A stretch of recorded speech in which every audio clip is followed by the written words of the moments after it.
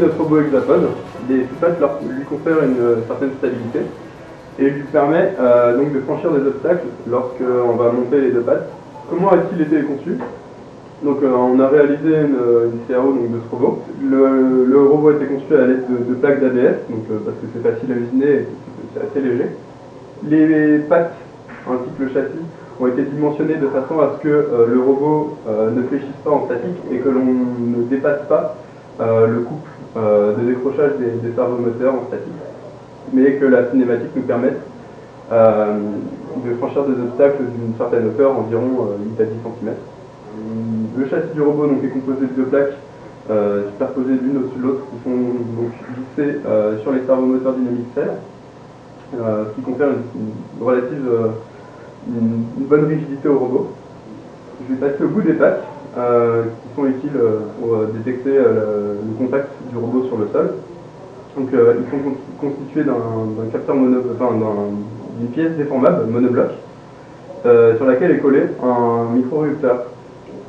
Donc on voit très bien sur la CAO que lorsque on applique donc un effort au bout de la patte, on vient faire fléchir la partie déformable donc, qui a été imprimée en 3D en ABS, qui vient donc faire fléchir cette partie-là. Et cette partie vient donc appuyer sur le micro-rupteur, ce qui nous permet de détecter, lorsque le robot a un contact avec le sol, on peut détecter ce contact à l'aide de ce capteur.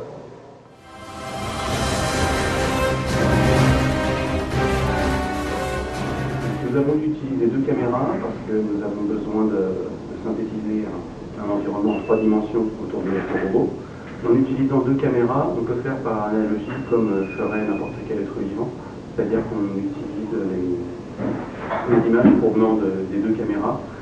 Donc on essaye de détecter quel objet est présent par exemple sur la première caméra et de trouver sa position sur la deuxième caméra. Et ensuite, en utilisant la distance entre ces deux points, on peut donc en déduire la position réelle de ce point par rapport à l'environnement du robot. Alors, on utilise deux caméras séparées, donc qui ne sont pas synchronisées l'une par rapport à l'autre, ce qui nous a posé plusieurs problèmes dans le développement du robot, car il faut que les deux caméras soient parfaitement synchronisées pour que nous puissions avoir des calculs qui aient du sens. En effet, il est difficilement imaginable pour nous de se repérer dans l'espace en ayant, par exemple, la vision de l'œil droit qui sera en retard par rapport à la vision de l'œil. Cette vision 3D nous permet de calculer le nuage de points nécessaire à la cartographie. On voulait un robot qui puisse explorer son environnement, et donc pour ça il a besoin de faire une cartographie, à la fois pour pouvoir se repérer lui-même lors de l'exploration, et aussi pour nous donner des informations sur son exploration. Alors la cartographie utilise 3 types de points. Des points libres pour lesquels le robot se déplace sans aucune difficulté, des points difficiles sur lesquels le robot aura un peu de difficulté à avancer, et des points obstacles qui sont totalement interdits au robot. Donc au fur et à mesure de l'exploration, on est à jour des points de la cartographie, et ça passe aussi par une mise à jour des points libres et difficiles qui seraient trop proches d'obstacles, et donc qui pourraient être après coup labellés en tant que trop proches d'obstacles et donc interdits. Avec tous les points libres et difficiles, on génère ensuite un graphe de déplacement sur lequel on applique un algorithme de passing pour générer la trajectoire. À chaque itération de déplacement, on génère un point de destination. Ce point a plusieurs caractéristiques. Il doit tout d'abord être au plus proche de la position actuelle du robot, maximiser l'éloignement avec tous les points déjà visités, et enfin avoir un bon rapport information générée lors de l'exploration sur distance parcourue.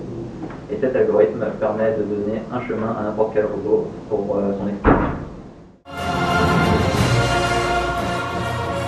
Comment est-ce que le robot bouge ses pattes pour se déplacer? Le déplacement du robot est fait de telle manière à ce que ce ne soit pas les pattes qu'on essaie de déplacer, mais le corps du robot. Et les pattes ensuite vont faire en sorte de maintenir leur position lorsqu'elles sont au sol, et quand elles sont en l'air, de se déplacer afin de tendre jusqu'à leur position finale, la position que chacune des pattes doit atteindre à la fin du déplacement. Alors, comment est-ce qu'une patte fait pour savoir si elle doit se lever ou non? Le principe, c'est d'utiliser des concepts d'envie et de besoin de se lever d'une patte. Plus une patte va se déplacer vers le bord de la zone qu'elle peut atteindre, géométriquement parlant, plus elle aura envie de se déplacer.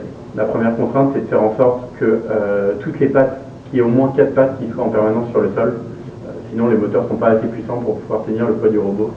Alors, comment est-ce qu'on gère les différents angles donnés aux moteurs eux-mêmes? Tout est géré sous ROS, donc Robot Operating System, qui va intégralement gérer, donc avec plusieurs topics, les différentes valeurs d'angle de l'algorithme de marche et qui vont passer jusqu'aux moteurs eux-mêmes. Et ensuite, on a un nœud très important de ROS qui va transformer des angles dans un modèle géométrique assez simple dans ce que voient les moteurs eux-mêmes et dans ce que peuvent prendre les moteurs, tout en faisant une sécurisation pour éviter tout dommage matériel au moteur.